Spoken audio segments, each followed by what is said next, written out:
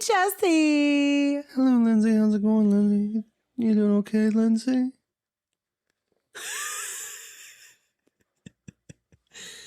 That was What? Was that your impression of Ed Gein from I always want to say Charlie Murphy, but it's Ryan Murphy's Monster. Ryan Murphy. Ryan Murphy. What the five fingers say to the face? Roll that intro. Ow! Happy Friday. Friday. I just wanted to say happy Friday to everybody. Hope you had a great week. And I hope the weekend's really good too. Stop. Okay, Lindsay. I'll stop talking like this, okay? I don't want to creep you out or anything. What? Seriously, stop, because that is the worst part of the whole fucking series. His voice. It's terrible. I think I'm gonna talk like that from now on, dude. Never. Forevermore. What? Well, Yeah. I think it'd be great. I don't know. No? Well, I'm going to start talking like Augusta. That's even hotter, dude. Oh, we would have gotten married years ago. Augusta. Harlot. She's a harlot, Ed. Okay, Mom. I'm sorry, Mama. Man, Lori Metcalf did that shit, though. Fuck. But, all I can picture is her on the phone talking about her dad. Dad's dead. He's dead. And your brother broke my heart. That's not what he said. No, what she said. Oh, Yeah. Oh, that's not what she said either in that episode. She was calling her aunt. Yeah. Yeah, I mean later on. She's trying to say that her dad's dead and her aunt can't hear her. I think it's her aunt. And she's finally like, Dad sends his love. Because she could not. If you don't know what I'm talking about, look up Lori Metcalf from Roseanne. Like, it's the most popular, and Jackie, the most popular line of the entire series, or the most popular scene. I think we really love Aunt Jackie. Dude. We love Aunt Jackie, man. Yeah. She and Lori Metcalf has played some other iconic roles, small ones, but they're iconic. Like, she was in one of my favorite episodes of Desperate Housewives. Like, yeah, she crazy. She crazy. So, what are you drinking today? I got a bourbon that I bought. It was like single batch barrel bastard bourbon. I forgot the name. That's what it was called. Single batch barrel bastard bourbon. Yeah, single batch barrel bastard bourbon. And I put some Alani peach in that bitch. Okay. This is how we roll. So we've been recording all afternoon. We did recap of Lizzie Borden. We did recap of our road trip. We took a break. We went to Chili's and got a triple dipper and some steak and shrimp. Man, the triple dipper. The triple dipper. With a Nashville hot cheesecakes, cheese sticks, the Southwest egg rolls, and Nashville hot tenders. Woo! And the steak was good, and the shrimp was good, and yes, Jesus. The Long Island was good, and this is good, and we're all doing good. What are you drinking over there, Miss Lindsay? I've got a natural lime in my koozie right now, and I've got raspberry for backup. Vista Bay, of course. Yeah. Aldi.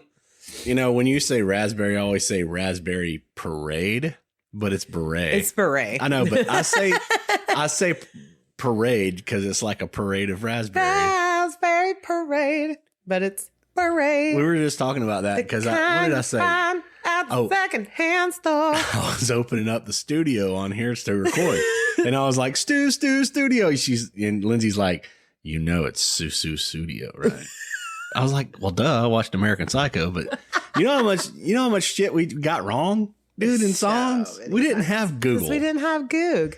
Does that make you feel old? Well, and we didn't have Spotify to give us the lyrics either. Like, that's the great thing about Spotify. You just swipe up, you got the lyrics, man. Spotify. The world at your fucking hands, dude. No. We didn't have it. I'm glad we do now, though. So what did make you feel old? Because you normally ask me. It's your turn first. So this week, I have no complaints. None? None. Never one. No, like we got back from our trip. We got busy on the laundry. I went to work on Sunday. No, felt great. Monday, what? No, I was just thinking of what made me feel old before you said but that. like, I had a great week at work. It was slow. I didn't like that part. But I still made some money, and we got up every day this week and went to the gym, except yesterday because I wanted to clean the house and dye my hair. I got up early. I was done with the housework by like 11. You told me that. You're like, Yeah. I'm kicking ass all Kicking day. all the ass. Me, Yeah. my week went by pretty fast. I mean, I was just playing catch up. It was like a stack of paperwork.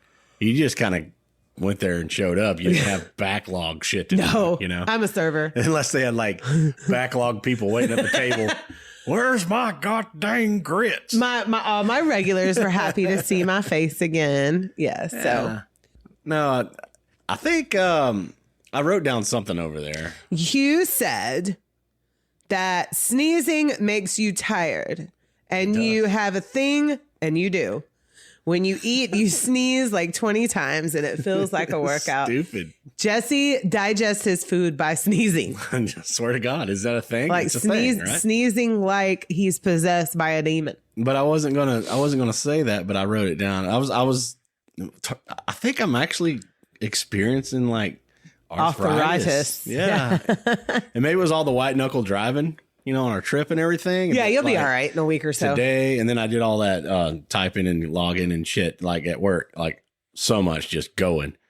Like, yeah, and then we had band practice and everything. Had to get back into the guitar playing. Oh, we got a show. I know. We're going to have to feature Shadow the Earth. No, I have to record a new song before we do that. Okay. I'm gonna do Well, that. you know, Nadira won't care if you play her recorded. The older stuff. The I want older to do. I stuff. want to do a fresh new. Okay. New. I mean, and then I'll just be like, you can also check out the legacy of our previous singer. So, but we're playing with Galactic Empire. That's going to be so fun. Yeah. in Which Gainesville. this is a Star Wars band. Yeah. They're like a Star Wars theme. And they dress up and do the thing, dude. I'm excited. I've been following them for a couple of years now. Holy shit. I mean, I think the tickets are like $30 to get in that bitch. And that's a lot for a local show, you guys. So this is epic Gainesville show, November That's more 7th. that's more than I paid to see Ginger for the first time and Slaughter to Prevail for the first time. Yeah, I can add up like the first 4 bands that I've seen and it still wouldn't be that much. But yeah. So November 7th, anybody in Gainesville, come check us out. Or in the surrounding area. At the Woolly. At the Woolly. Yes. Scott Woolly. We'll be opening up, of course, because, you know, we're no Galactic Empire, but we're going to shadow the Galactic Empire. Scott Woolly. That's a reference from, I think it was the second to the last or the last season of Will and Grace. That's who Jeff Goldblum plays as Karen's love interest. I haven't played at this venue, so it's cool. I'm excited. I think that's right. Scott Woolly. Yeah. So, anyways, we're back. We have done all the recaps. We have unpacked, got back into our routine from our trip, and we have watched. Well, we're halfway through the very last episode of Ryan Murphy's Monster Ed Gein story. Which is a montage that I'm seeing of shit that I'm not supposed to know a whole lot about. Yeah, I had to send him outside. So we're also grilling for our meal prep for the week. And I had to send him outside because this last episode features some killers that I haven't talked about yet. Yeah. And he had to go. I'm like, go, because they're on my list. Get out. And one of them like did shit here in Lake City. Mm-hmm. Well, you know about him. But yeah. But fuck. So stay tuned for episode 100 where By we the will. way, Lindsay, I found out where her grave is. Kimberly Beach's grave. I know exactly where it is. Well, yeah, y'all keep listening. I mean, we got lots of cases to cover, but the end of, the beginning of season 3 will be all about the Ted Bundy. Yeah, but we do a hometown thing at least once every season. So we have a new hometown thing coming up probably in a few episodes. So check. But it won't be Ted. No, it won't be Ted. I'm not ready for Ted. We're not going to do Ted till. Ted bothers me. I'm not going to lie to you. Like, I am calloused as fuck but Ted still bothers me, as you've seen. I know things, but what I just seen right there was too graphic for me already. So I'm when he puddled on that deal. I mean, I know what he did here. Well, you and I watched like 2 or 3 documentaries about him and one movie. Yeah, but like the deep dive in all of what you're going to find. You didn't watch the tapes that featured some of our locals when they came out? It was about 2020-ish, 2021. No. Okay. Well, then don't. No, even if I did, I don't remember it, but I'm sure I didn't. I'm sure I didn't. Yeah, I was talking to you about them because a person that we know was featured on there. So, yeah. So when we do that, though, should I look up one of the bands I used to play with? Because I think their dad was one of the prosecutors. That's or what something. I'm talking about. Yeah. Okay. So this is Roundy Round, right? Okay. Roundy Round. Yes. And I even got a cool song called Helter Skelter for later on, too, that we can put on something. Fuck yeah. So many bands are coming in. That for sure. Man, for a case. Yeah. Which, I've got shit lined up. I got shit lined up, too. For Lindsay, years. Hang on, wait a minute. We got shit lined up. Clackety clack. Clackety clack. Don't clap back. High-fiving. Yes. So, I'm going to change up my little spiel here because we're in a new season. So. Oh, shit. If you have not listened to us before, and this is your first episode hearing Lindsay Stambaugh, Jesse Stambaugh in our little podcast here, Drink About Something, what we do is we have a couple of drinks, and I tell Jesse a true crime. I've been drinking a true crime story that he doesn't know either anything about or very little about. And so all his reactions are completely organic. And then at the end of the episode, he features a band that is up and coming that we do have permission to play on this podcast. So no suing is in the future. We get permission. As far as we know. As far as we know. There's a couple of bands that's made fame already. I know, but they're not going to sue us because you got permission. Yeah. So broed up with them on the old interwebs. Yes. So we have, you go back to our backlog if this is your first episode. We have talked about Corpsewood Manor. We've talked about the McMartin Preschool. We have talked about the West Memphis 3, the Salem Witch Trials, and things of that nature. I will mention some more cases in future episodes that are in our backlog, but go back. Those are the beginnings. Yeah. Those are the beginnings of us. And I think we started our season 2 off right. We did. Oh my God. I timed that really good, didn't I? Did you? Yeah. Fucker. Yeah, so she puddles me. She really does. Like, I get destroyed. I'm going to let Jesse talk. I got to grab a refill. Oh, well, you're on the hot mic, Linz. Linz, you're on the hot mic. This isn't the raw. I know. So we also do videos and things on YouTube and such, and we break away and go pee and hang out and, play catch with the dog. And we don't have a dog, but still. We do things. Not have a dog. I'll be out there mowing the lawn while we're doing it and shit and just fucking doing a podcast. Lindsay likes to get up and pee like 19 times. Listen. She's making it a new thing. I'm good. Back. I'm back. And I'm going to crack open my raspberry. Oh. I'm not going to sing the song now because I was saying it wrong. Raspberry Parade. I'm going to let her destroy me. She's got this fucking thing. I'm going to let her. Because Jesse, I don't want to. But. Today we are talking about 112 Ocean Avenue in Amityville, New York. So this does sound familiar to me. How does it not sound familiar to you? Okay, Amityville. Okay. I'm looking at him very coarsely. When you said Amityville, shit started clacking up in my old rattle brain up here. Okay. And you know what I'm very upset about? I don't know. I'm not. That we didn't go to 112. No, yeah, we did. Ocean Avenue. But there's reasons, and you're going to talk about some of those. Yeah, sure. and also it's been readdressed, and I do want to respect the current owners because we're going to talk about what happened there and other event. Well, there's two. It's 2 stories in one today. You get 2 in 1. Things, and things. You get a twofer. Awesome. All right, so 112 Ocean Avenue in Amityville, New York, was a Dutch colonial home that was built around. Okay, so I've heard between 1925 and 1927. So we're going to go with that, in between those 2 years. It is located in a canal, or at a canal. It had 5 bedrooms, 4-bath, a boathouse, a heated swimming pool, and was known for its windows that looked like eyes looking down on you. That's luxury with eyeballs. I know. Well, you remember what the Amityville house, Amityville house looked like, right? Yeah. Okay. Well, in 1974, this house was occupied by the DeFeo family. They had lived there around between 9 and 10 years, and there were 7 members of this family, okay? Ronald Sr., who was 43, Louise, who was also 43, Jesse, they are All right. that just made me feel old. Yeah. I'd yawn on that one. Ronald Jr., who was 23 and went by Butch, and Dawn, who was 18, Allison was 13, Mark was 12, and John was 9. Whole fam family. Whole fam family. They were seemingly a tight-knit, very devout Catholic family, and Ron Sr. worked for a car dealership owned by Louise's father, and Butch worked there as well. Little family business. As usual, behind closed doors, there were some problems. Butch, he had some issues with heroin. He regularly took LSD and had an antisocial personality disorder.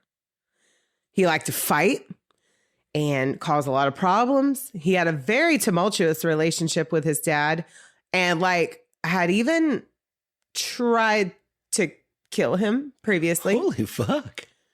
He partied hard and he liked to bring his friends back to the house without permission. And that caused a lot of problems as well. Duh. Yeah. I mean, all that shit. Thank you. It was said that he was pretty creepy as well. And he resembled Charles Manson. And I did look up his picture, obviously, in my research, and they are correct. It's alleged that Ronald Sr. was very overbearing, as well as physically and verbally abusive to the family. And when he was feeling guilty about it, he would go pray to a statue of St. Joseph that was in his yard and ask for forgiveness. And made it all better. Made it all better. What the fuck? Well, so I'm going to kick you right in the ass at the beginning. No, here, I'm already okay? seeing this. This is fucking horrible. There's all kind of issues going on, dude. On the night of November 13th, 1974, around 6:30 p.m., Butch came running into a local bar and he shouted, "I need help. I think my mother and father have been shot." I think I need help. Mm-hmm. Fuck. So a few of the patrons piled up in his car, or a car. I'm assuming it's his. And they went back to 112 Ocean Avenue, which was very close to the house, right around the corner, okay? They went inside. They did discover that, yes, Ronald Sr. and Louise had been shot. One of Butch's friends, who was named Joe Yeswit, made the call to the Amityville Police Department. When the police arrived, they searched the rest of the house and found that every single member of the DeFeo family had been shot and killed, and they were laying face down in their beds. Lindsay. Every single member. Lynn Z. I'm sorry. I'm not laughing at the situation. I'm laughing at Jesse's face. It's a whole fucking murder house now. Well, we've watched movies about this. But fuck. I didn't remember this part. Did I? No, because there's not a movie about this part. There might be. I don't remember seeing. There's a movie about this. the next part that I'm going to talk about, but we got to get through. Even tell me about this. We got to get through the DeFeo family first. Okay, we're getting on in here. Just come on, fucking get me. Here I am. Now, Ronald Sr. and Louise, they had both been shot twice, each to the back of the head, while all of the other children had been killed with one single shot each to the back of the head. And this was done by a .35 caliber Lear action Marlin 336 rifle. Am I saying that right? Yeah. Okay. Yeah. It was determined that they had all been killed around 3 a.m. The witching hour. Remember that time. Just saying. Remember that. And Butch told the police right away that his father had mob ties and that he thought the killer was most likely a mob hitman by the name of Louis Fellini, not Louise. Louise is the mother. Louis Fellini. Now, quick side note that I did not write down. Louise DeFeo, her father was also known to be part of a mob family as well. So at first, this seemed kind of legit. Father. Upon further questioning, though, the police started to feel like Butch was full of shit and started to become more suspicious of him. Yeah. So they kept him overnight. They found Louis Fellini, and he had an airtight alibi. He had actually been out of the state at the time of the murders. So Butch would end up confessing to his entire family's annihilation later on the day of the 14th. He said that he just picked up the rifle and went room to room and shot every single member of his family. Because of the way it was done, it did look like, from what you told me, right, looked like somebody from the family or somebody close that they knew. Right. So let me get through this part, and then I'll go to the little the prior day's events. So his exact quote was, "Once I started, I just couldn't stop. It went so fast." That was his exact quote. So then he had showered after he had done this, and he picked up all the shell casings and disposed of them, his bloodstained clothes, and the rifle in a nearby canal, and then went to work as normal. Oh, he didn't even go to the bar then. No. This was 3 a.m. He didn't go to the bar till 6:30 that evening. Right. It's 3 a.m. I must be lonely. Oh, it's 2 a.m. Sorry. Yeah, that's 2 a.m. Yeah. I'm sorry. But so yeah, he goes to work where his father should have been at work as well. Where his car lot. The car lot that his grandfather owned. Yeah. Fact. You already got me turned sideways now already. So it's believed, but not proven, that the family was drugged because why wouldn't at least one family member wake up when the sound of a rifle going through the house is being, just bam, bam, bam. And that's a sure enough rifle. Now, the autopsy showed that Louise and Allison may have been awake when they were shot, but it's still a very gray area. They were still all face down, every one of them. So Butch's defense lawyer's name was William Weber, and his defense was that Butch was insane and had no memory of committing the murders, and this was supported by the defense psychiatrist named Daniel Schwartz. But they also said that there was a demonic presence in the home that was telling Butch to commit these murders. But I thought he didn't remember. You know what I mean? Like, how can he say... You can't relay that and use that because... How can they say that somebody is telling him to commit these murders when he doesn't remember doing them? He's basically saying that he did them in a dissociative state, which you don't remember. But a lot of them will do that shit. I know. Get out of shit. I know. Yeah. But just remember that, okay? Yeah. Remember demonic possession. Now, the prosecution psychiatrist, Dr. Harold Zolan, said no. He was very aware of his actions. And on November 21st, 1975, Butch was found guilty on 6 counts of second-degree murder. 6 counts. That's a lot. When you sit here and you think about that, 6 dead bodies.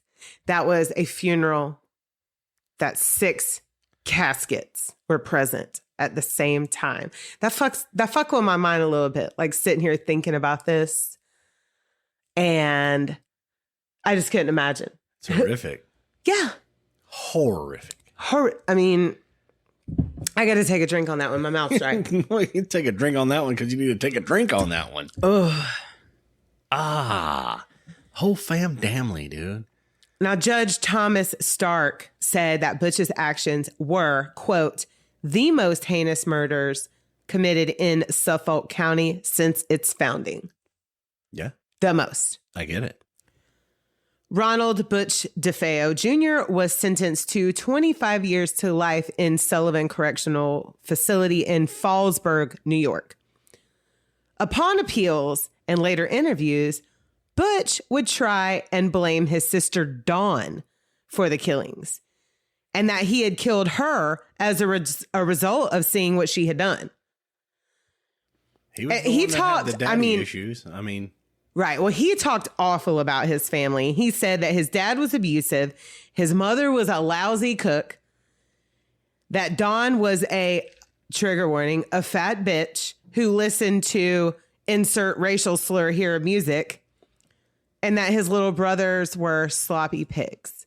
It was said that he held a lot of animosity towards all of his siblings because he felt like they got away with everything. But 25 to life, Lindsay? That's it? That's it. Are you kidding me? I mean, I'm gonna go. He'll stay there. You better stack some more shit up on that one. Fuck. Now, he would say that it was Dawn and an unknown assailant, and that he had accidentally killed her because they had fought over the gun after he saw what she had done. Like, that was another story. He will have many, many stories. You can look all of these different things that he set up. I'm limited on time, and I'm putting 2 stories into one today because there were quite a few happenings at this house even after all this happened. Okay. So his appeals would be denied and he would die in prison on March 12th, 2021 at the age of 69. So let's reflect real quick. This man, he was 23 years old. He says he is first saying that basically that he just hated his family. Then a demonic presence in the house talked to him and told him to do these murders. Then he will say, that Dawn committed them and then he killed her. Then he'll say that Dawn and an assailant did it. There's just like I said, there is so many. He changes his story a lot throughout the years. Yeah, really try and get him out to anybody, and whoever would listen. He was spilling it. Right. God. But he does die in prison. So obviously nothing that he said got him out. Now back to 112 Ocean Avenue in 1975. Butch DeFeo is now in prison. And it's been just a tiny bit over a year since the murders, and the house is on the market. So George and Kathy Lutz, they were looking for a new home in the area, and they wanted to be near the water. I bet they found that shit cheap. Well, you'll see. So George was the owner of a Long Island surveying company and wanted to find something in the area that was big enough for the family of 5 that he is now married into. They had recently just gotten married in July of 75, and Kathy had 3 kids from a previous marriage. So they're a total of 5. Okay. Daniel was the oldest at 9. Christopher was 7 and Melissa was 5. So we got Danny, Chris, and Missy. So their budget for a new house was between 30 and 50 grand. Okay. They looked at, many, many houses, like over 50. Okay. And their realtor was like, hey, I got this property on the market. I got a deal for you. At 112 Ocean Avenue. Yeah. And they loved it. Because he wanted something on the water. He had, George had boats. It had a boathouse. It had a wet bar. It had all the bedroom space that they needed. It had everything. Checking off all the good marks. And if you look up this house, it's fucking gorgeous. Yeah. I don't know if y'all have watched Amityville. I don't know if you've looked up this house before in the past. Very nice home. And it was in the perfect spot because, water was there. All of it. Everything. Everything George wanted. Everything Kathy wanted. The only problem was it was listed at $80,000.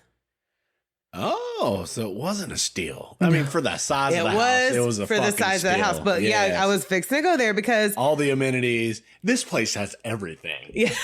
All right, Stefan. It has everything. It has everything. It's got the water. It's got the wet bar. It's got all the rooms. He's doing the whole Stefan All the thing. murders. Shout out to Bill Hader. We love you. It has everything. I don't know how to sound like him, but I'm doing like the cover, the nose, the face, you know, the whole wow, wow, wow, wow thing. Oh my God. I can't even think of which Stefan's. We need to watch some of those later. Bill Hader and fucking what's his name? Seth Rogen. No, it's not Rogen. It's not McFarlane. I knew you were going Green. No, it's not Green either. Oh my God. Hey Google. Who hosts Late Night?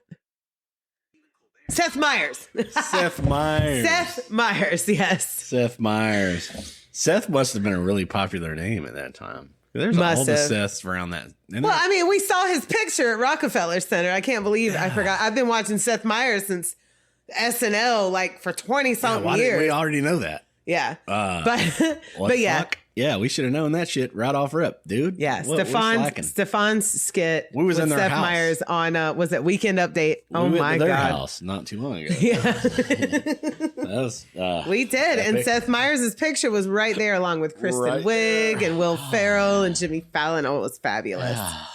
Okay, so back to the Lutzes. The house was listed at $80,000.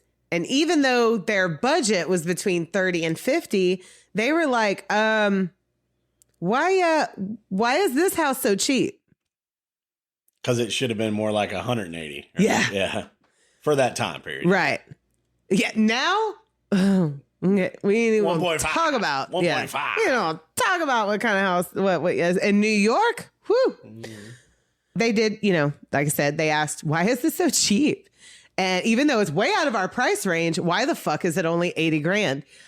And the realtor, she told him the truth. She said there were 6 murders here just a year ago.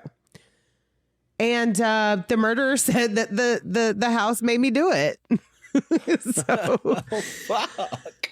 and there were still bullet holes and chalk lines in this house. Dude. Come on, dude. But the Lutzes, they weren't spooked at all. And they put their offer in and moved in December 18th, 1975.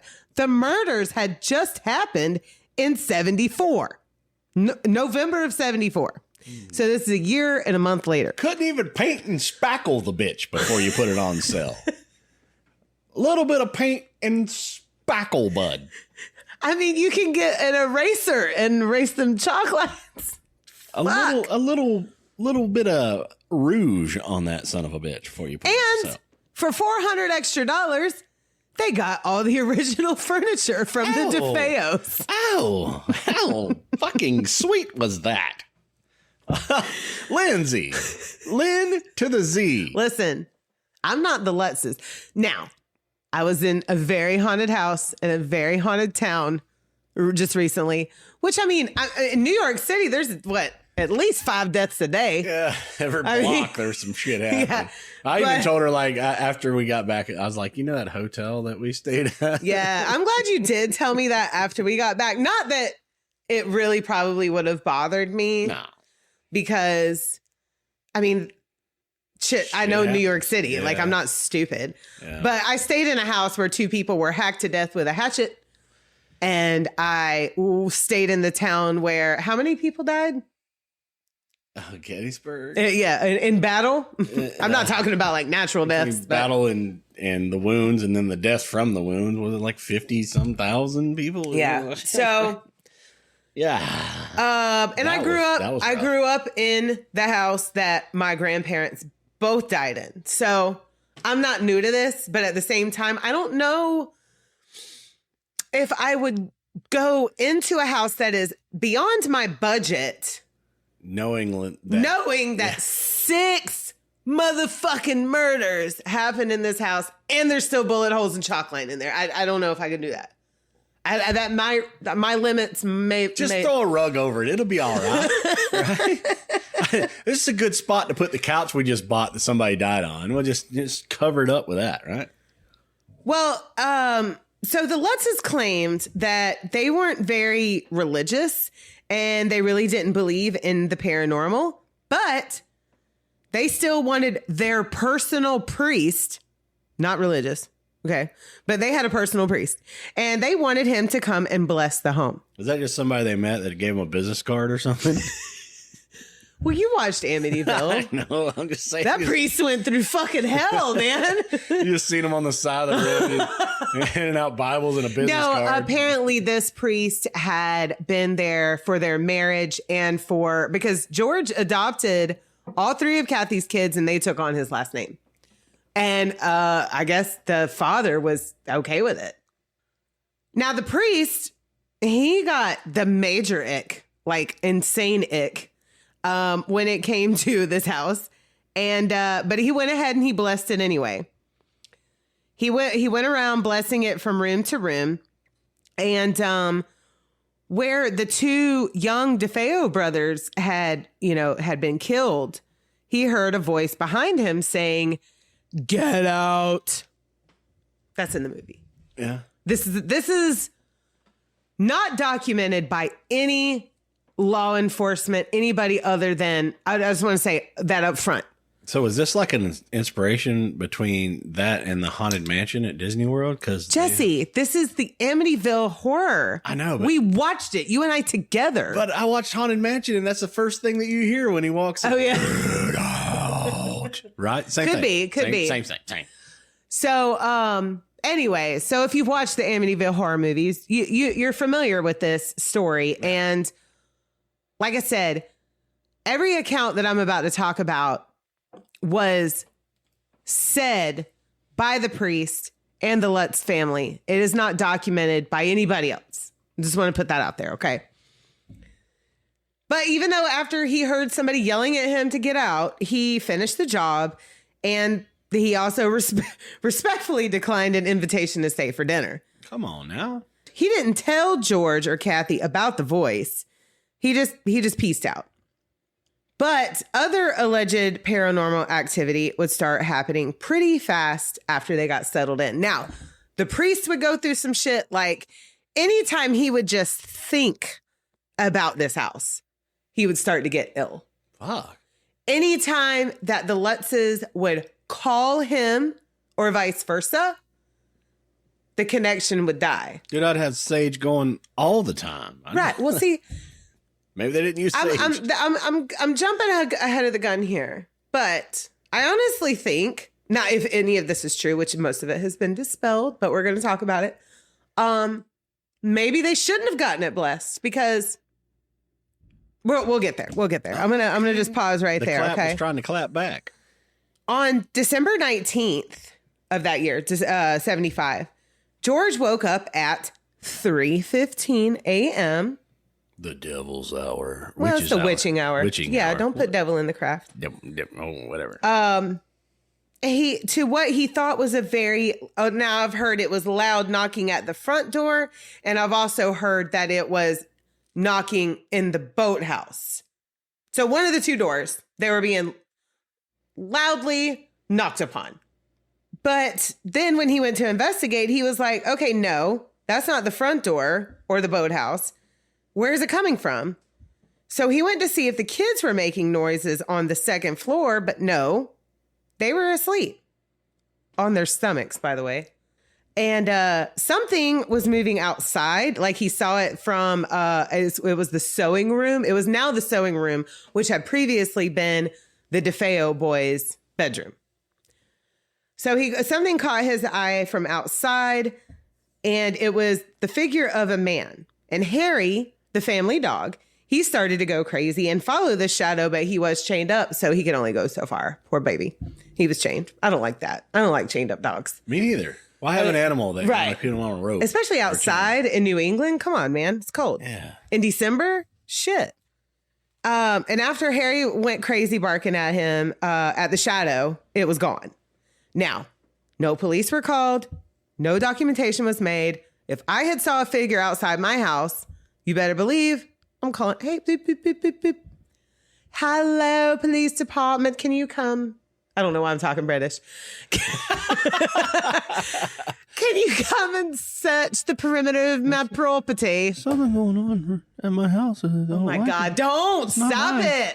It's kind of creeping me out a little bit, and I don't know what to do about it. Once again, that is Ed Gein from the Ed Gein story. That is not how Ed Gein talks. Not how he is talk. Come on, dude. That is not how Ed Gein talks. I heard some of the audio. I was like, oh, so did I. They didn't portray that right, but it was cute. Come on, dude. They did. It made him very. Production. Oh yeah, it was a brilliant production, just not very accurate. Yeah. We'll just Sorry, say this is hot. I can't get it out of my head. I know. Yeah, we've been watching it all week. Yeah.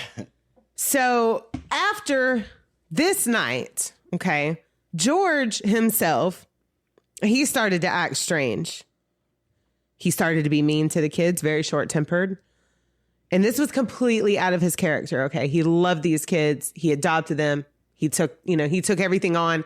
They had no problems up until their arrival at 112 Ocean Avenue. George, he stopped showering. He stopped shaving. He stopped going to work. Yeah, just became a complete fucking bum. He gave up on life. He gave up on life very quickly. Very quickly upon arriving at this house. Everything happened really fast. Now, Kathy, she experienced a complete different type of haunting. She would feel a presence come up and hug her and embrace her, and it smelled very feminine, very perfumey. And it's weird, but not awful. But while she was getting a ghostly hug, how the fuck is that not awful? I don't know. If I felt a warm embrace by something perfumey, I'd be like, "Hey, girl, what's up?" You would love it if as long as it's pumpkin spice or some shit. You'd be like, "Okay, girl, all right, come on, let's hug, girl." So, like I said, while she's getting her ghostly hug, her boys start screaming from the bathroom because it was completely black. The toilet was completely black. Like somebody had. It was rolling the coal out of the toilet, like black. Yes, nasty. It was black, but it wasn't like poo-poo black. It was just black. You know what I mean? Like a paint or like an oil, black. So Kathy flushed it, and it's like the water coming back in is still black. And she had just cleaned this toilet. Like they just moved in. She cleaned it from top to bottom. It was said she was a very clean woman. Then another kid yelled from the other bathroom and said that toilet was also black and was giving off a terrible smell. Could be some septic problems. I mean, I don't know. Yeah, some old shit was backed up. Well, I mean, that's creepy though. Fuck, it's crazy. Fuck, some shit gone down. And then in the sewing room, once again, like I said, which the DeFeo boys had been killed, both windows were covered in black flies. This was in 6-degree weather. Black fly in your Chardonnay. Death row pardon. 2 minutes too late. Okay. That's fucking ironic, Lindsay. Don't you think? I do think because, I mean, in Florida, when it gets below 40 degrees here, there ain't no flies. So I can just imagine in 6-degree weather, there's absolutely no flies. Like they dead and gone. They gone. They died. It's like rain, dude, on your wedding day. It's a fucking free ride. Yeah. That you already paid. Well, they paid, a little bit more than what they were planning to pay, but it's the good advice that they just didn't take. And who would have thought though? I mean, it figures. Yeah, it figures. Okay. So anyway, not one day later, but a few days later, Missy, the youngest daughter, Melissa, but she went by Missy. She told Kathy and George that she had a new friend named Jody. And Jody was a male pig. Oh, see, and I thought it was somebody else. You saw the pig in the movie. Yeah, but I thought it was Jody that took a vacation far away. I'm done. I'm on it. I'm done. I'm done. You're done. Jesse's done. We've been drinking since 10 o'clock this morning, so forgive us. That's Josie. Oh yeah, it is Josie. That's my favorite song, man. Oh, Like literally of all time, I think. well, I said it wrong, but you know what? I don't want to lose your love tonight. Okay, so Melissa's got an imaginary friend named Jody. Jody's a pig, and he's a boy. Okay. Did you ever have imaginary friends? Yeah. Really? Tell me about it. I've got room to talk in this episode. I got room. Tell me. I don't remember a lot of it because apparently it creeped me the fuck out later on, and I got rid of it. And that's probably a reason why I get rid of traumatizing or crazy things in my head. I had one called Bigelow. Really? Yeah. And was it a gigolo? Bigelow the Gigolo. No, he was not. Oh, okay. I called him Bigelow. Mr. Bigelow is what I called him. And I don't remember a lot about it because I got rid of it because apparently I came to my mom screaming and crying, honestly, about something that he was trying to do, and it was creeping me the fuck out. Oh. Yeah, imaginary friend. That's wild. Best friend for a long time. We had great times, apparently. I don't remember any of it because I got rid of all of it, and it was traumatizing, horrific for me. That's a real story. I did not have imaginary friends, but I thought it was fascinating that other people did. Now, I grew up on a farm, and I would talk to animals. I talked to my dog, Zeke. He was my bestie. And I would talk to the cows. I knew that. Okay, so we got our initial herd on the farm was 5 cows. They all had names. Now, the bigger that the herd grew, the less they had names and the more they became tag numbers. But the initial 5, those were also my besties. And their children were my children. Oh, that's cute. When they had babies, I was out in the fields. Holding them and playing with them. Yes, like I had a baby cow. Like that, I could not wait to get home from school, do my homework, call my mom, say, "Hey, I'm home. Leave me alone. I'm out in the field. Love you. Bye." Right, and you come running up with some hay. I didn't even have to have hay. They came running to you. They were just babies. Yeah. Now their moms did not like me. Fuck no. At that point, yeah, but they were used to me because I had been around them since they were calves. You know. Right. So, I mean, it's surprising that I'm still here to tell this tale because I was stepped on and bucked by very, very large cattle. And several times. Slamming you in the fence. I didn't give a fuck. I was still going to play with their babies. Yeah. Okay. This is till death. I helped give birth to one. Till death do us part. I'm going to play with these fucking cows. I swear to God. I helped give birth to one. So the cow named Cairo, she was in labor. After the syrup. No, it was Cairo after Cairo, Georgia. Oh, that's where she was born. Oh. Cairo with a K. Oh. Well, I guess that's how you spell Cairo syrup, yes. Isn't it? Anyway, so Cairo, she was giving birth, and like me and my cousin Charity, my cousins were up from Lakeland. We're just walking the farm, doing our thing, hanging out. We saw 2 legs sticking out Cairo's vajayjay. Oh. We ran. Cows just standing there like, Yeah, well, and that's not normal. Yeah. So we ran, told my dad. My dad calls the vet right away. So we go out. We have paper towels and bath towels. And some antiseptic spray. We didn't have that. I know. We're helping my dad. I literally witnessed this child's birth. Lindsay's in the back with her antiseptic spray. We were have that baby. We were like 6 and 8. Charity was 6. I was 8. We were babies, and we witnessed a cow's birth. And I became very attached to that cow. Her name was Joy, and she was my baby. Like, I loved her. I spent time with her every afternoon. And then when she became of age, my dad had registered purebred cattle, and they were bought and sold for show cattle. And if they did not meet the requirements of show cattle, they were sold to the market. And Joy was sold to the market. Oh. It took me a long time to eat beef after that. I bet. I mean, We had joy. We had fun. We had seasons in the sun. Oh, shut up. What? Anyways.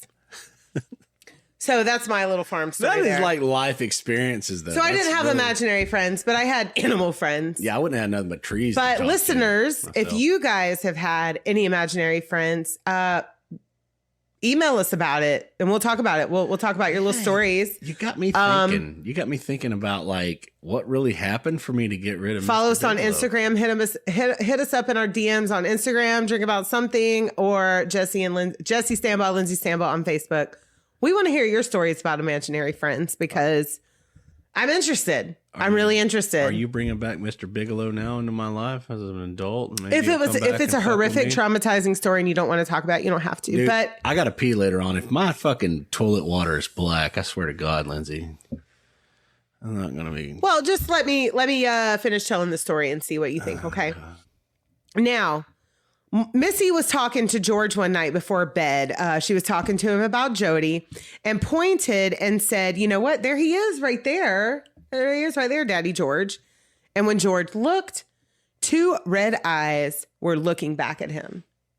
A few nights later, the knocking returned, and this time the windows were cracked and the door came off its hinges. Fuck. From the knocking on the fucking door. And so while this is happening, he's now down at the boathouse. I didn't write this in my notes, so this is off the hip. He is down at the boathouse. He's checking all that shit out. He looks up into Melissa's window, and there's a pig face with 2 red eyes looking back at him. Allegedly. That's a fucked up pig. Bone. But what's crazy is there was no pig in this house prior to the Lutzes moving in. There was no pig in the DeFeo family. Well, it could have been like from the property before. It could have been from the colonial times, but I doubt it. In the house. Maybe the pig itself was the spirit that was making people do crazy shit. Get you back, bitches, for you. But at the same time, there was a knock so hard that the windows cracked and the door came off its motherfucking hinges. And guess what, George? He didn't call the police. What? He didn't call the police. He didn't call anybody. There was no documentation of this. This is just George's account. Yeah, because I would have been in a different fucking county. Of stories. I would have been in a different state probably by then, honestly. I don't know. So now, like I said, George, he's become, unkempt, lazy, don't want to go to work, don't want to shower, don't want to shave, And now he's to the point where he's always cold. He's cold all the time. And he's always sitting in front of the fire, like constantly building a fire in the fireplace. He can't get warm. It's just always just in the fire. And this is in the movie as well, this part. And one night in January, so they've made it through. I mean, they moved in right before Christmas. They've made it through Christmas. So one night in January, Kathy, she's sleeping right beside George. She starts fucking levitating off the bed, and she was carried towards an empty closet. They hadn't filled this closet quite yet. Lindsay. George, this is their account. I'm just telling their account. Okay. George goes to this closet and finds that this closet also leads to a room that they weren't aware of. That's not in any of the original blueprints of the house. They're like, what the fuck? And so they go to the Amityville Historical Society to try and get some more information on this house. Like, shit's happening here. But they really didn't say that. They didn't tell anybody yet, still.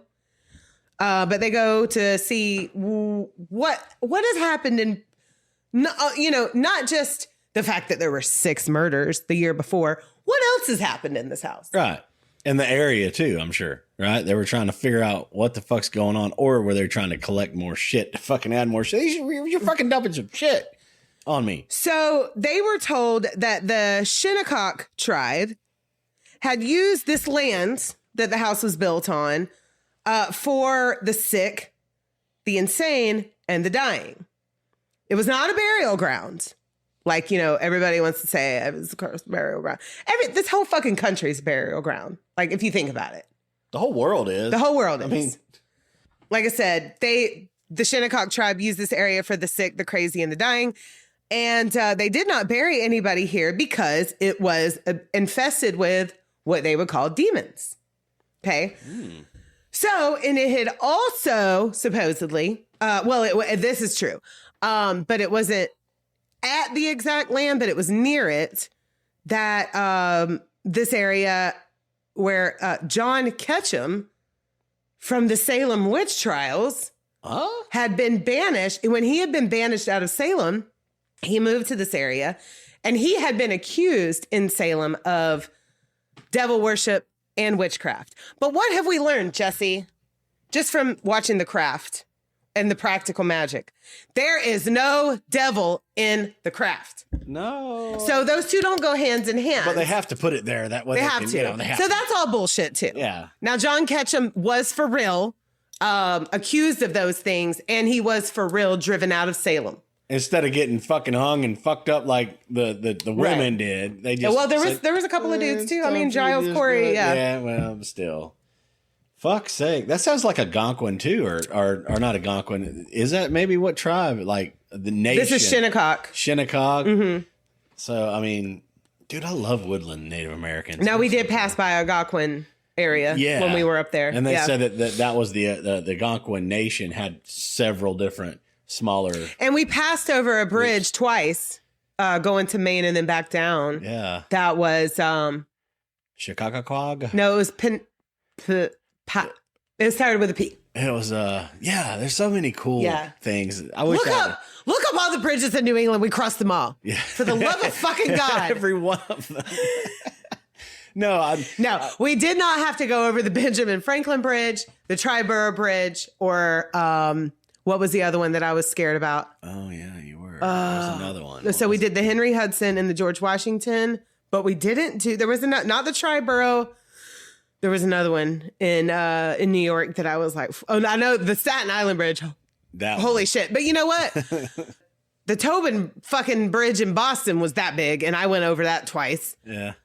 But I didn't see it like with my own eyes. Like it just snuck up on you after you went through the tunnel. Creeper be creeping. Yeah. The bridges in Boston just kind of came up on me. But like I said, the whole thing with John Ketchum was false claims. This guy just moved there because he was driven out of Salem because the fucking stupid ass bored little girls that were supposedly afflicted in Salem had accused him of witchcraft and devil worship. And you got folk tales everywhere. Everywhere. So the Lutzes would continue to be taunted by allegedly, by other paranormal activity. And like they were pushed and shoved. They had bleeding walls, slime on the ceiling, and the sounds of a fucking marching band in the living room. Now, tell me, Jesse, why I would enjoy the hell out of that. Please. Yeah. I want a marching band in my living room. I like right to think now. of it as like our high school fight song. You know? I mean, and I'm not a Gator fan, but the fucking Gator marching band. I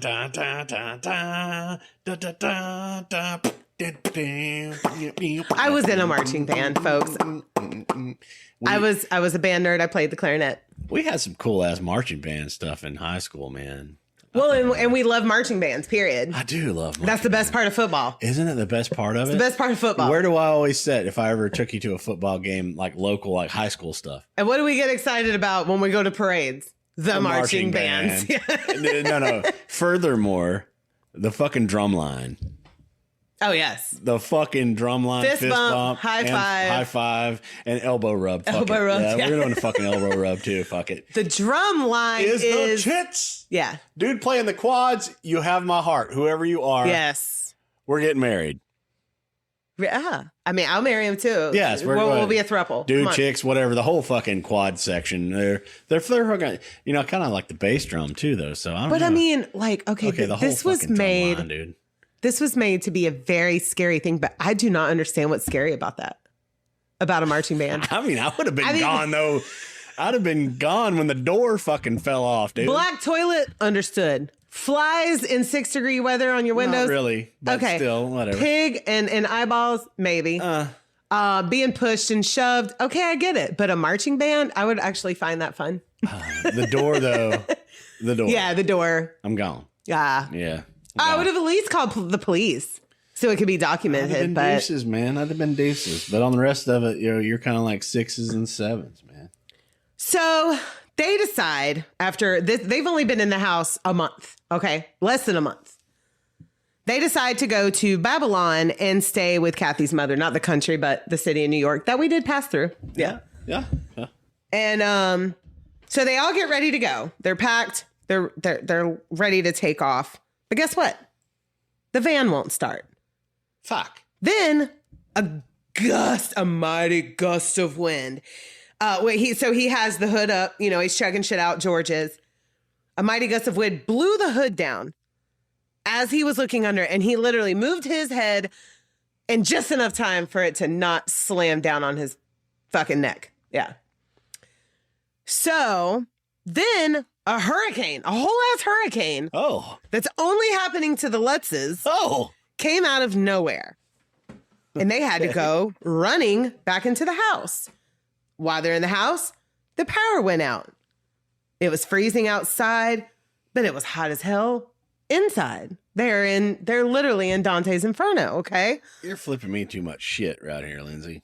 While all this is happening, they're burning up. There's no power. They saw a black blob in the house. Black blob. Just oozing towards them. Quit now. You're scaring me, Lindsay. You're scaring me over here. So somehow, I don't know how they did it, because allegedly, right? They all pile into one bed and they try to get some sleep. Now, George and Kathy were on, little rocking chairs in the house. Now, I did forget to put this in my story, but in little Missy's bedroom, where Jody the pig lived, her little rocking chair would rock all by itself. And you remember that from the movie, right? Yeah, but not to mention, though, there's a telephone. Telephone didn't work. Well, the power went out, Jesse. Back in the day, you couldn't get the telephone to work. Yeah. Because we didn't have cell phones. What are we going to do? We didn't have cell phones in 75 before we were born. On the bed. We're just going to live. We're going to ride this bitch out, dude. Well, guess what? What? At 3:15 a.m., that dang old marching band comes back. I want to know what songs they were playing. All I can think about is the high school. Let's call up. George is dead. But anyways, let's call up some of the kids. They're still alive. They may be able to tell us what this marching band was playing, because I want to know. I want to know what you were playing. I want you to show me. Yes. No. I don't think they'll even know. So while the marching band's playing, then they start hearing demonic voices. So they're hearing Will Ramos in the background with guttural. I can't even do. God, I want to be able to growl like Will, like Tatiana, like fucking Randy. I want to be able to do it so bad, Jesse. That's the only thing I've ever coveted in my entire life. Really? Is to want to be. But have you really tried? No, I really haven't. Okay. Not like them. Yeah, I haven't put in the work like them. No. Balls deep tried. What's that woman that always coaches all them? There's an older woman that coaches all them how to sing like that. No, they were all self-taught. No, but they all go to her afterwards because they're to keep their where vocals like Chino intact. and shit was blowing out his voice and Deftones. They all went to her, like Randy Blythe. I'm gonna find her. All of them. I'll pay for coaching. I'll send you a link, okay? Listeners, tell me where I can go to learn how to be a metalcore singer. Okay? I'm gonna send you the link, dude. This chick really has showed, and she's an older chick. She's a vocal coach. I'm just saying, listeners, if you know somebody else, send me all the links because I want to learn. I mean, I've taught like 4 chicks how to do that. I know, but you can't do it. Not that well, no. I kind of suck, but I don't go at it passionately like I want them to, Right. Yeah. I'm just saying, but those who teach can't do usually. So, you know what I mean? Isn't that true? It is. Why? Why am I good at teaching them? I'm not. I can't do it. I don't know. What? You ain't tried to teach me, asshole. Well, I can't show you. I mean, but anyway, so now, all right. Let's recap real quick. They've had a hurricane outside. Yeah, the world. They've had to come in. Up. Yeah. They have no power. They're burning up. They try to get some sleep, but at fucking 3:15 a.m., fucking marching band comes back. Demonic noises in the back. Will Ramos is back there. Or who else? Who else? Alex the Terrible. Alex the Terrible. Fucking what's his name from fucking what's the band? The Neck. What's his name? I'm letting you do this. Corpse grinder, bitch. Corpse grinder. Corpse grinder, bitch. Corpse grinder. Corpse grinder. We're sorry. He's in the background. Florida is the hub of death metal. Yeah, I mean, we love us.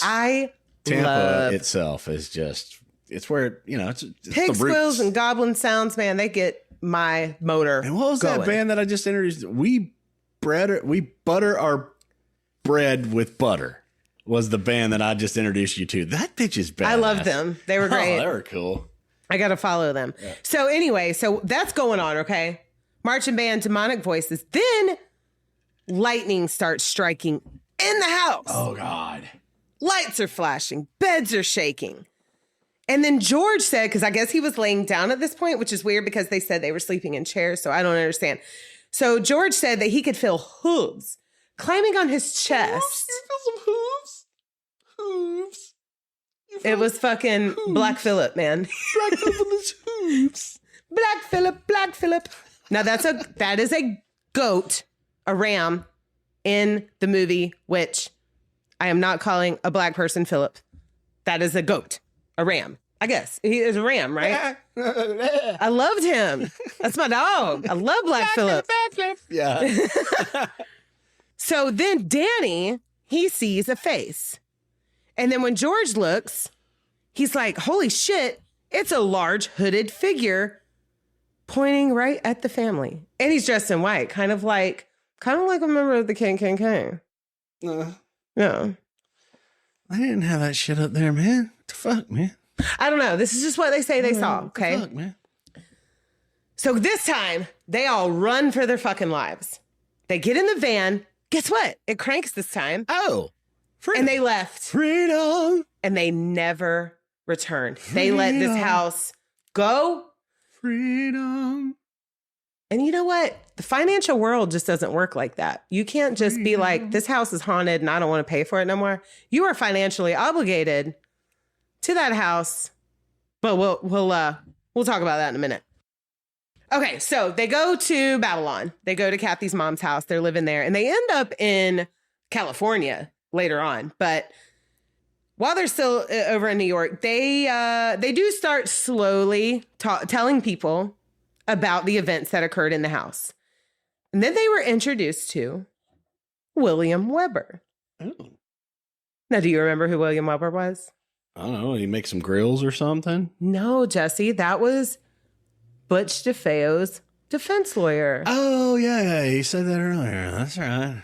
Now, this is the guy who is in the middle of appeals, and he truly believes that this house had possessed Butch and made him kill his family. So here are some more people that had an alleged bad experience in this house. So he was like, you want to help me? You want to help me get this murderer a lesser sentence? Yeah. And he wanted to write a book about everything. And he promised the Lutzes a 12% profit. And they're all discussing this, drinking wine. They're having a good time. They're at a party.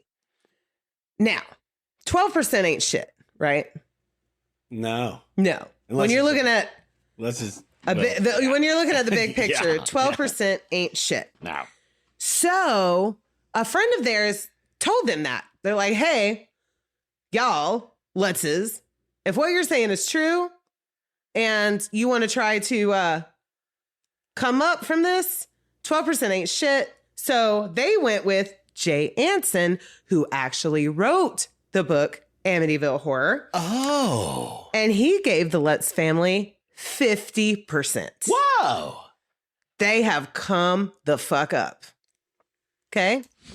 I mean, George sells his business. I don't know the litigation happenings with this house. I don't know how they got out from under that. I really don't. I don't know why I didn't thoroughly research it, because I do know that a year later, another family did move in. A year later. Now, it was after that, Channel 5 before the new family moved in, Channel 5 did an investigation special with Ed and Lorraine Warren. Now, you asked me who that was, which is very strange to me because you know all about The Conjuring. Yeah. So they are the literal people who are the subjects of that whole universe. That whole Conjuring universe. Ed, Lorraine, Lauren. Ed was a, I'm doing quotation marks, demonologist, because we're going to talk a lot more about them in the next few weeks. And Lorraine was very clairvoyant. They were a team. They were kind of like ghost hunters, but a little different because they were very religious also. Oh. Yeah. Sounds like a perfect come up to me. Yeah, we're going to get into that in next episodes to come. So, Channel 5 investigation with Ed and Lorraine Warren and their team. They have a team at this point who said that place, the DeFeo home, 112 Ocean Avenue, had a very dark energy, and they even captured a photo of the alleged ghost of John DeFeo. Now I'm going to show Jesse this photo real quick. This is the photo that they captured. I want you guys to look it up as well. Oh. Okay. That's fucking scary as fuck, right? I would be deuces on that deal. Guess what? What? So, I mean, they capitalized on this for a very long time, but it turned out that was just a picture of one of their team members whose name was Paul Bartz. Looked just like him probably, right? Poking his head out by the staircase. Yeah, it was just, they had a team who was all in this fucking house. Got him. Yeah. But they capitalized on this for a long time. Okay. Until it was later on debunked. It was completely sensationalized. Well, George and Kathy, but mostly George, they went on to do many interviews after the book release and then the movie, Amityville Horror, that literally said, this is a true story. Cha-ching. Cha-ching, cha-ching. Yeah. That didn't happen to be the truth. Oh. Yeah, I mean, because what a fucking story, right? What a fucking story. Yeah. I just knew you were flipping me some shit somewhere here. Well, the next owners of this house, they were not happy with this book release or the movie release because they were never given a moment's peace. So now they have like a roadside attraction that's coming to their house, their location. Well, the next family, guess what they said? They said, this bitch ain't haunted. We're good here. We're all Gucci we over feel here, dude. No bad energy in this house. And they end up suing the Lutzes. Right. For being liars. Yeah, defamation of property and because your they, household. And they're like, we're not haunted. There's no bad energy here. There's nothing wrong with this fucking house. And guess what? There was many owners in years to come who haven't had any fucking issues. And you wanted me to go there for what, Lindsay? Because I just wanted to look at it. That's it. Fucking well, shit. I looked at the area and it looks creepy, beautiful. No, the area looks beautiful. Well, the house itself is so iconic. Because it's on like a cape type thing, you know? I get it. But like, okay, we took a picture. I mean, it was still the subject of a very sensationalized book and movie. And I mean, how many Amityvilles have there been since then? Yeah. And okay, so they lived, this next family after the Lutzes lived in that house for about 10 years. And then it's been occupied by 3 or 4 more families since. And guess what? They've had no more paranormal activity ever. Now, George and Kathy, they would be in legal proceedings with different people and companies like Sony. If people weren't suing them, they were suing somebody else. Like, it is wild. You can look up all that lore. It kind of hurt my brain looking at it. So I'm like, you know what? I'm just going to let my listeners look that up. The story kind of hurt my brain a little bit. So they would be in legal proceedings until the day that they fucking died. Now, they divorced in the 80s, George and Kathy. So they didn't even make it another 10 years past all this. And it was said it was amicable, like they got along still. But the kids who had originally took on the Lutz last name, they went back to their original last name after that. Oh. Yeah. That's weird too. Now they have stuck to their stories throughout all this time, but they were young, impressionable kids. Yeah. You feed a kid a lie long enough, they're going to believe it. Yeah. They're going to remember it. So we got to find out what marching band song it was. We're going to hit them up, right? Yeah, I really want to know what the fuck that had to do with the whole issue. Like, I want to know why the pig and why the marching band were even in the story, because what? And I'm sure It makes no everybody sense. had to come to this house and walk around with their fucking spirit box to try to find something too. Well, no, because like the people that owned it afterwards, they shut it down. Like they changed the address, they changed the windows to where they didn't look like eyes looking out at you anymore. Right. Like they have done everything that they could do to keep it off the grid. Yeah, and not to dispel any paranormal activity. No. Because I get that, but at the same time, they've whitewashed the whole fucking I've been in a theory, house you that know? has been known for that, and I didn't feel a thing. No. And they were walking around in their boxes and stuff too. I'm like, And it was, I mean, even sister-in-law Shelly like posted that it is one of the top haunted areas. I didn't feel shit. I slept really great in Lizzie Borden's that bed. work out for bringing people? Doesn't it really work out if you keep plugging that, right? But I mean, it's still cool. I mean, I still completely 100% Nostalgia, recommend going there. Yeah. Because everything in that house, other than the now, electric and electricity and running water and bathrooms, everything is original. The furniture, I mean, murders did happen in that house, but I didn't feel any bad energy. No. And I'm pretty vibing on things like that. I've been around a lot of things. I felt it in Gettysburg. You felt it in the Berg, dude. Yeah. Felt in the Berg, bro. But like I said, like the kids stuck to their stories, and Daniel and Christopher have both put out their own documentaries as well. Now, Melissa, she stays out of it. So, I mean, you've pretty already told me, so I put here in my notes, like, what are your thoughts? Listeners, tell me what your thoughts are. Like, I would really love some feedback on this because I think it's bullshit. Yeah. Horrific murders did happen in that house. Yeah. I do not believe that there was any demonic spirit in that house that told Butch DeFeo to do that. I think that he was just a spoiled little shitty ass dude who had daddy issues and some daddy issues. He get off the shit. Yeah. I believe he had mental illness within himself because, like I said, he had already tried to harm Ron Sr. in the past. He I didn't put this in my story either. He was part of, like, he had gotten another member of the car lot or another employee of the car lot to commit robbery. Fuck. Like a deposit robbery. He was just a walking toxic. He was a spoiled brat. He had and demon, he felt like he was the demon. Yeah. But he was a spoiled brat, and that's just how I feel about the situation. That is my own personal opinion. Shitty dude. Just a shitty dude. And we've seen it. Who did a horrific. I mean, Grant Amato. Yeah. Exactly. I mean, it really. We're finding things to contrast against it. Yeah. You can find it everywhere, all the way. The spoiled kid who could not ever get enough. Yeah.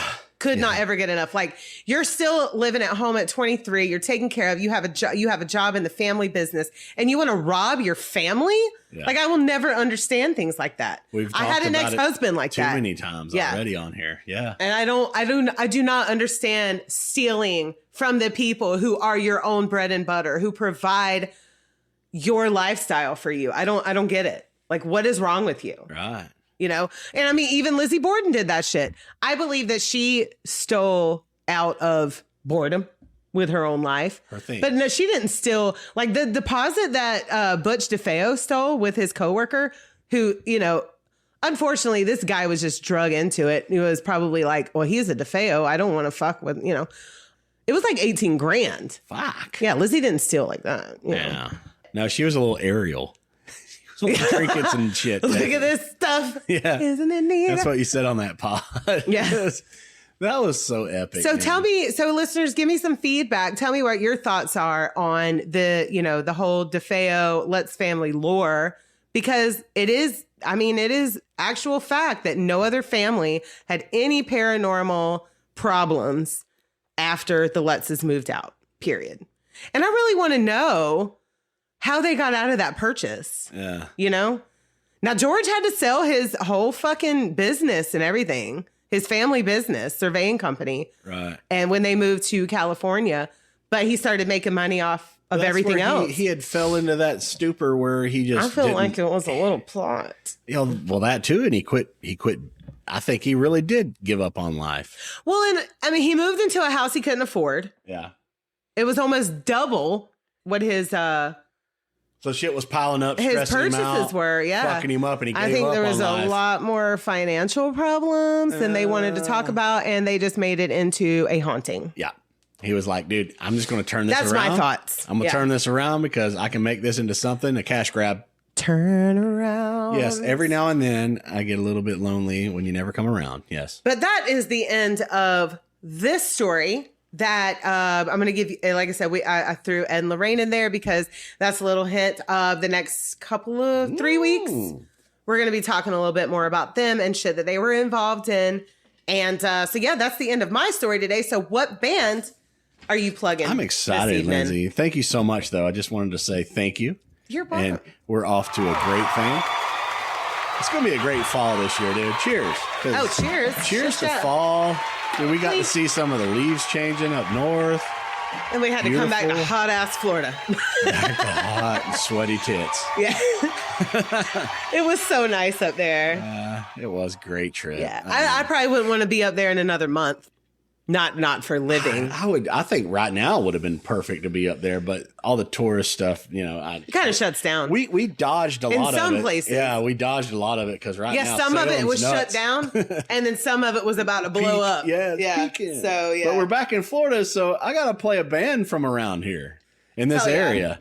I'm allowed to because that's what I do. Yes. And this dude at my work, his name is Squirrel, is what they call him. And he works like MOT, doing like, you know, the paving, blocking off the traffic. God, those dudes, man. Oh, I can tell you a horrific story about MOT. Not this time. Okay, next time I'll tell you. Because we got to wrap it up. We're running out of time. Story, Lindsay, about a foot that was left. Oh my God! I already know about one story from the beginning of our relationship. Foot that was left. Oh, I'll tell that one later. We'll tell that one later. County Road 400 is a country music band. Okay. Yes, and they're playing all around this area. Gigs. Do they have an up. Instagram? Yes, check them out. Okay. County Road 400. So Squirrel's the drummer, but he also does a lot of the promotions and all that. He's always sharing his stuff. He's a cool cat, man. He's just like, hey, check out my band, man. And you play music too. So we were talking about music, you know. And I gave him a drum tuner not too long ago. Chris, my drummer, had a spare drum tuner. So I was like, I don't know what the fuck to do with this. So I gave it to him. He's like, dude, this is awesome. Here? I believe so. Yeah. Yeah. Okay. Yeah. So they're from this area. Seeing how the weather is cooling off, but we're in Florida. Mm-hmm. I want to play this song of theirs. It's called I Hate the Beach. So check it out.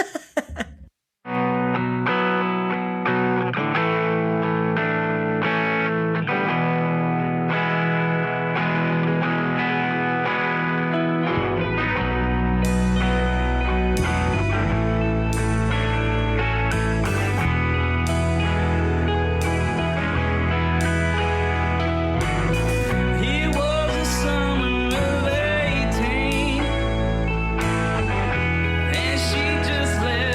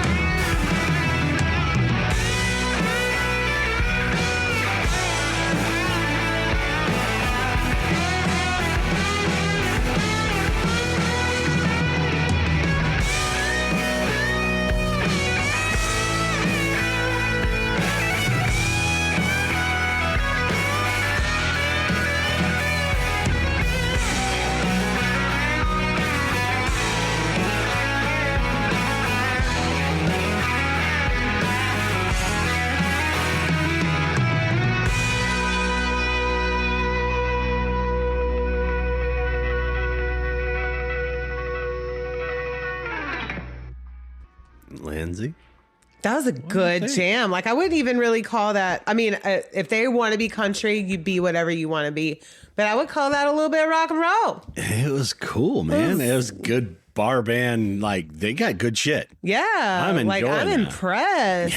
Yeah, well, Go Squirrel and Company, man. Squirrel and Company. Yeah, I've met jams. Squirrel. He's cool as shit. Yeah, he's been over here to a couple of events. And I enjoy people putting together music no matter what it is. Good shit. Love it. We love the art. I love it. You love it. We need to go check that shit out. Dude, County Road 400, follow them. If you're in the area, they're doing gigs and you're going to have a great time. Yeah. You're going to have a great time. Like, I enjoyed that very much. I love that song. Yeah, I feel like and even though I love the fucking beach, cool. I love the beach. Yeah. But I understand that people hate it too. But he loves the view. Yeah. So it's like he doesn't like the beach, but he enjoys the view. So it's like, yeah, that was a good twist, dude. He got sand in places the sand shouldn't be. He was enjoying the view. We love the river and the beach. Yes. And I enjoy the view everywhere. Fuck. No matter where we go, because where we go is where Lindsay's at. So that's the view. Wherever we go is Lindsay's at. Yes. So, all right, guys, make sure you check out our, like I said, if it's your first episode here, go back and listen to all of our backlog. Rate us, review us, comment, tell us your thoughts on this case.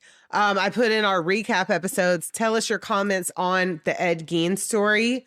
Not my Ed Gein story, which is factual, but the Ed Gein story by Ryan Murphy that is on Netflix with Charlie Hunnam. Oh my god! Is it Hunnam? Is it Hunnam or Hunnam? I don't know. It's a crazy story. I just don't know. Oh my god! You gotta quit. It was horrific. It was a lot, Lindsay. It was so much. But hey, last season I was doing challenges so I can give somebody some merch, but I think I found a #1 fan. Oh yeah. So I want to, so let's do some shout outs. Shout outs, but we're going to say that that's the #1 fan, but we'll do shout outs. We'll just do shout outs. So I got a shout out to my childhood classmate, Mary Burton, who has been an avid listener from the beginning. We love you, girl. She's an Army wife, like diehard fan. We love you so much. She shares, likes, and tags. Like, she does the work. Then I have some coworkers. Shout out to Caroline, Bailey, Sierra. You guys are avid listeners. Yes.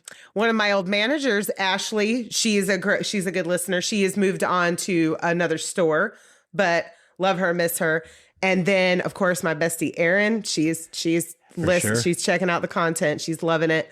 And yeah, we love you guys. Shout out so to much. Australia. And all the stuff that's happening over there with Jenny and all. Yes. We're excited for updates on Jenny Haynes. We love you, girl. We love you so much. Shout out to all the listeners in that area. Globally, shout out to all the countries. I don't think we still have made it to South America yet. Still the only one? Yeah. Oh, shout out to Bruno. Bruno, she's our girl. She's listening. Yeah. They're doing the damn thing. Yes. And shout out to all of you guys who have been here since the beginning. We love you so much. Like I said, it only takes just a couple of seconds to keep us in the algorithm of true crime by giving us a little review, getting a comment on our stuff, like our content. Yeah. If you like it, love it. Yeah. Subscribe, follow, and the whole thing. Yeah. Yes. We don't have ads yet, but we're almost there. Yes. Now, if you want to follow us on our personals, we're Jesse Standby, Lindsay Standby on Facebook. And then on our Instagram, we are Drink About Something. And we're doing some TikToks through my account, which is named Drink About Something pod_Lindsay. And where else? What else? The whole website's drinkaboutSomething.site. Also, yes, it has merch links, and it has all the cool stuff. We're gonna do so much this season. I'm just excited. Yes, we've got a lot lined up. I'm just ready, dude. We got some content for you guys. It's a good half-assed palate cleanser of bullshit that you've led us into, and then you got more on top of this one. Oh yeah. After we went to Lizzie's fucking house, dude. Yeah. And this is gonna be a good season. Ryan Murphy has a series about her coming out, I think, next year. Yeah. Right. Mm-hmm. So everything's tying into things that are happening right now. We did the little catfish thing. Yeah, that was really popular, and it's still going right now.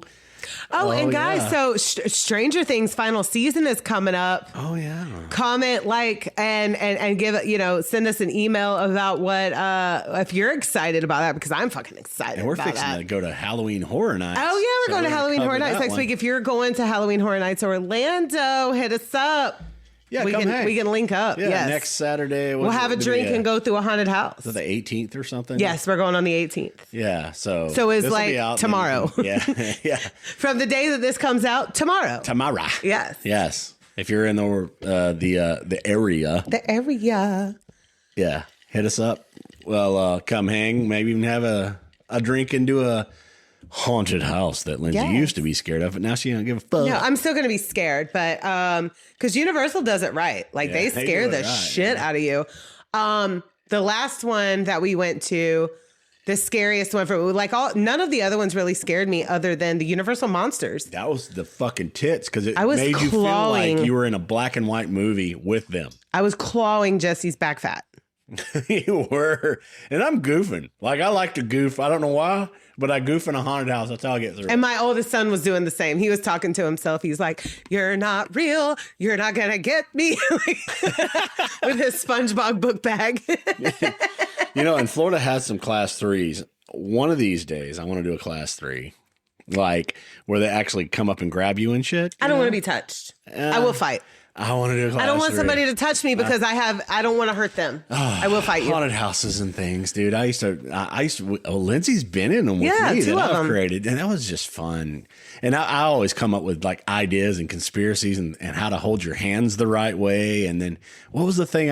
The gallon jug with the rocks fucked everybody up, made people wet themselves. Why? Literally. I come out there with a painted gallon milk jug with rocks in it. Way scarier than going boo. I was the tour guide of 2 haunted trails out at Jesse's mom's property. And the first year I was a witch. The second year I was a clown, because we did a whole circus theme, haunted circus. Haunted carnival. Yeah. Haunted carnival. Yeah. And I was pregnant with our boy. And so it was perfect for me. And we had a good time. Oh, we had a truck, big old ice cream truck. And we had a crowd. We had a lot of people come through that. Yeah, we got really busy. We'll do that like 3 weekends or something. Like the first weekend wasn't that much. The other 2 weekends was blow the fuck up. We know how to put it together. It was great. We were like 30 we had we also put like Mary Shaw in that one. We put Carrie in that one, along with the whole clown theme. My kids were participants, our family. It was a good time. Epic. But hope you guys have a great Halloween, great fall season. And we will see you guys next Friday. Yes. And check us out. We also do things on Wednesday. And I think we got something going on. Well, so, it'll have already passed. But make sure you check out our recap of Lizzie Borden that happened on Wednesday. And then the recap of our 9-day road trip on Thursday. The whole trip up and back. We talked about that forever. That was great, though. And we also featured our clothing that we got from my sweatshirt from Jennifer Turpin. And which is Dawn's Designs, and your T-shirt from Aaron Goodwin, which is Big Steppin'. BigSteppin.com. But we'll see you guys, though. Check us out. We love you so much. Share us, too. Yes. That's what we need. We need shares. And I said, I was like... We need likes and shares and followers. The most shares and likes that somebody does, and they prove it, and they're like, dude, I did all this, and I got all your fans and followers. I'll send you some stuff, too. Yes. I want to send out merch. I got merch. I want to send it out. So yes. But we'll see you guys then, though. We love you so much. See you next week. Bye.